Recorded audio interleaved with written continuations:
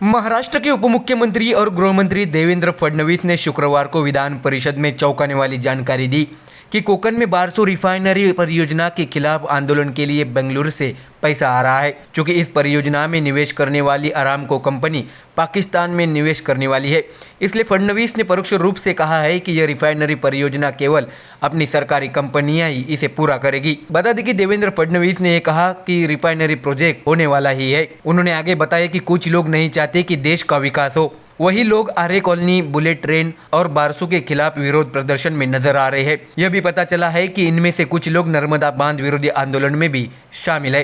फडणवीस ने यह भी स्पष्ट किया कि कुछ प्रदर्शनकारी प्रतिबंधित संगठन ग्रीन पीस के संपर्क में है। उप मुख्यमंत्री फडणवीस ने इस खबर की पुष्टि की कि बारसू रिफाइनरी परियोजना में निवेश करने वाली सऊदी अरामको कंपनी पाकिस्तान में निवेश कर रही है। बारसू परियोजना में देरी के कारण जो कंपनी सरकारी कंपनियों के साथ आने वाली थी, वह पाकिस्तान में निवेश करेगी। हालांकि हमारी सरकारी कंपनियां बारसू रिफाइनरी परियोजना को पूरा करेगी, लेकिन यह परियोजना स्थानीय लोगों को विश्वास में लेकर की जाएगी।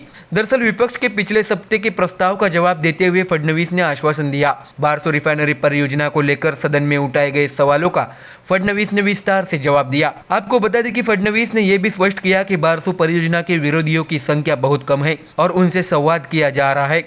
हम इस परियोजना को थोपना नहीं चाहते, इस प्रोजेक्ट को काफी समर्थन मिल रहा है। उन्होंने कहा कि वहाँ की कार्विंग को संरक्षित करने की जरूरत है। उन्होंने बताया कि यह परियोजना अगले 2 दशकों तक राज्य के हित और राज्य के विकास को बढ़ावा देगी। फडणवीस ने कहा कि ऐसी परियोजनाओं का विरोध करना सही नहीं है। उन्होंने विपक्ष पर निशाना साधते हुए कहा कि मुंबई में सौंदर्यीकरण का काम नियमित रूप से चल रहा है और इसका G20 से कोई लेना देना नहीं है। सड़कों पर गड्ढे भरने के लिए डामर सड़क सुधार कार्य चल रहा है। फडणवीस ने बताया कि मुंबई में सड़कों की कंक्रीटिंग पूरी होने के बाद गड्ढों की समस्या हल हो जाएगी। फडणवीस ने आगे इस बात पर भी जोर दिया कि पुणे के आलंदी में वारकरियों पर कोई लाठीचार्ज नहीं हुआ। साथ ही विपक्ष द्वारा नगर निगम चुनाव न कराए जाने के आरोप पर जवाब देते हुए फडणवीस ने कहा कि मुंबई नगर निगम के चुनाव राज्य चुनाव आयोग का विषय है। चुनाव आयोग ने 4 अगस्त 2022 को नगर निगम को चुनाव रोकने का आदेश दिया, इसलिए राज्य सरकार इसमें कुछ नहीं कर सकती। ये 2 अलग अलग मामले हैं। वार्ड पुनर्गठन मामले में कोई स्थगन नहीं है, लेकिन आरक्षण से संबंधित सभी नगर पालिकाओं के मामले को समेकित कर दिया गया है। फडणवीस ने कहा कि चूंकि ये चुनाव आयोग का मामला है, इसलिए हम इस संबंध में संयुक्त अनुरोध करेंगे।